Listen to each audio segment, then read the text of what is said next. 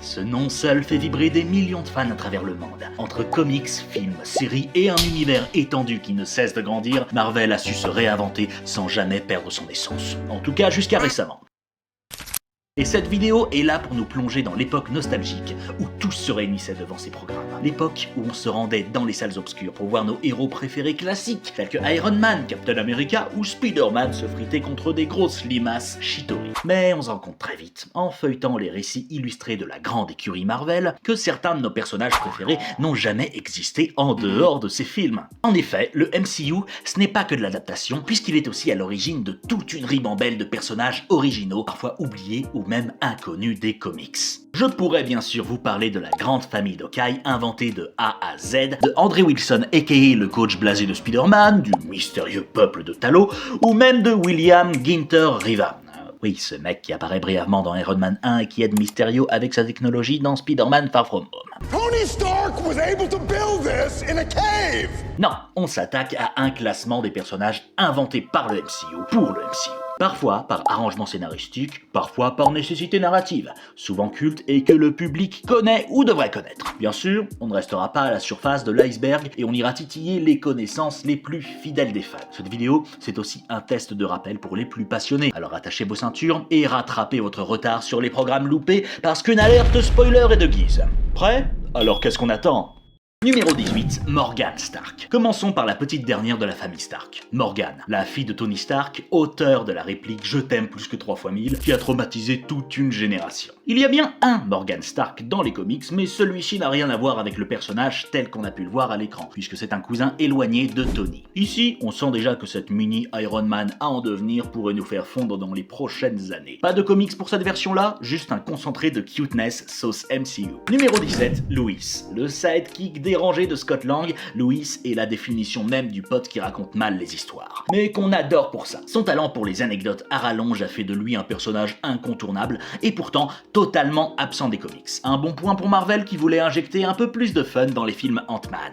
Numéro 16, Darcy Lewis, physicienne et assistante politique devenue experte en phénomènes mystiques auprès de Jane Foster et du docteur Eric Selvig. Darcy est la preuve que même un personnage créé pour le MCU peut devenir une icône geek, puisque les scénaristes ont jugé bon de la ramener à l'occasion de la série WandaVision. Numéro 15, Sylvie, une variante de Loki, mais pas exactement la même. Sylvie est une création originale du MCU qui semble mélanger les personnages de Lady Loki et de l'Enchantress. Ce variant féminin du dieu de la malice nous démontre une fois de plus qu'un Loki est la meilleure âme sœur possible pour un autre Loki. Numéro 14, Trevor Slattery. Ah, Trevor, l'acteur raté qui se retrouve à jouer le mandarin pour de vrai. Enfin presque. Introduit comme une parodie dans Iron Man 3, il est devenu un personnage particulièrement controversé auprès des fans qui ont trouvé que c'était un gâchis de représenter ainsi un antagoniste aussi intéressant que le mandarin. Et ça, le MCU semble l'avoir compris puisqu'ils s'en sont subtilement excusés dans le très peu connu court-métrage Longue vie au roi, où on apprend que le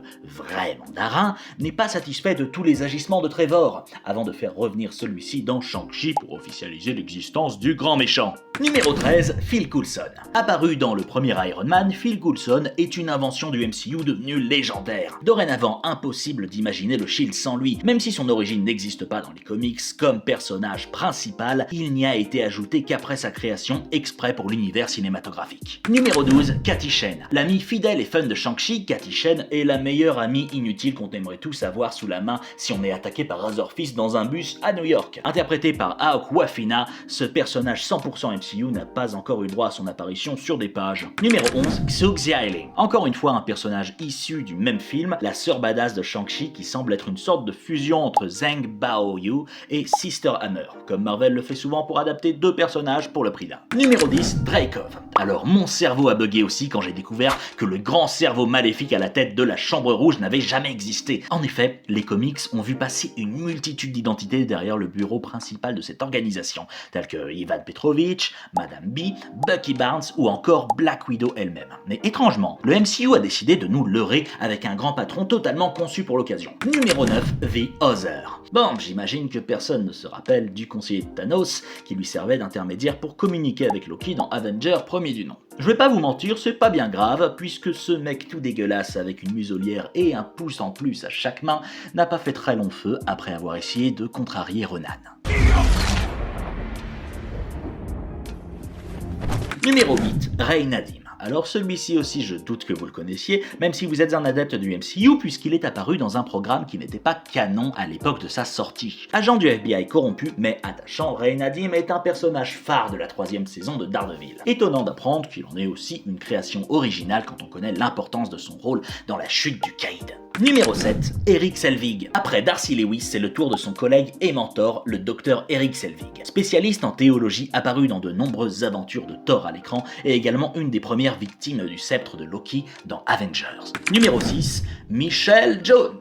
Si Mary Jane Watson est la petite amie de Spider-Man à laquelle on pense en tout premier en entendant les initiales MJ, ce n'est pas du tout le nom de ce personnage en l'occurrence. Le MCU a décidé de redonner un peu de fraîcheur au love interest de Peter en faisant un personnage totalement différent nommé Michelle Jones. Beaucoup plus sarcastique, plus mordante, elle donne un nouveau souffle à l'histoire en devenant bien plus qu'un simple personnage secondaire. Numéro 5, Avastar. Si Ghost existe bel et bien dans les comics, il est longtemps resté un personnage mystérieux jusqu'à ce que son identité soit récemment révélée comme celle de John Morley. Mais peu importe pour le MCU qui a décidé de la renommer Avastar, fille du scientifique Elias Starr, le crâne d'œuf dans les comics, un autre ennemi un petit peu ridicule de Hank Pym. Numéro 4, Grant Ward, un agent du SHIELD qui ne cesse de retourner sa veste entre double face et trahison. Ward est un personnage créé spécifiquement pour la série Agents of SHIELD. Seule exception de cette liste puisque la série a été récemment décanonisée du MCU pour raison de cohérence scénaristique.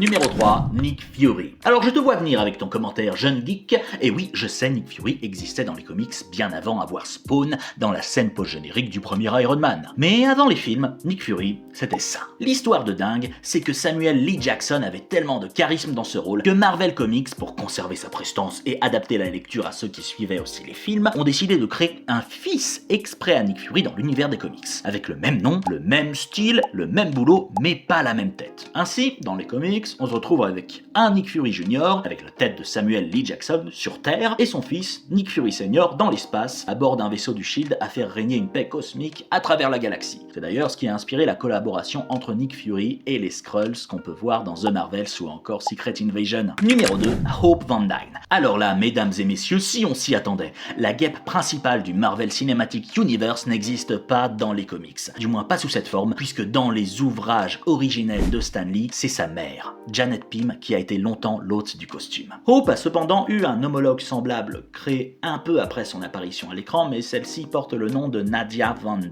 Et numéro 1, la dernière de notre liste, j'ai nommé Rio Vidal. Si la mort a toujours eu une place ultra importante chez Marvel Comics, déjà en tant que crush de Thanos, rien que ça, Rio Vidal, son alter ego civil apparu dans Agatha All Along, a servi d'excuse narrative pour révéler sa véritable identité dans un twist déchaîné dans le dernier épisode, nous donnant enfin une représentation physique de la mort dans le MCU qu'on pensait pendant longtemps être, et là, la sœur déchue de Thor.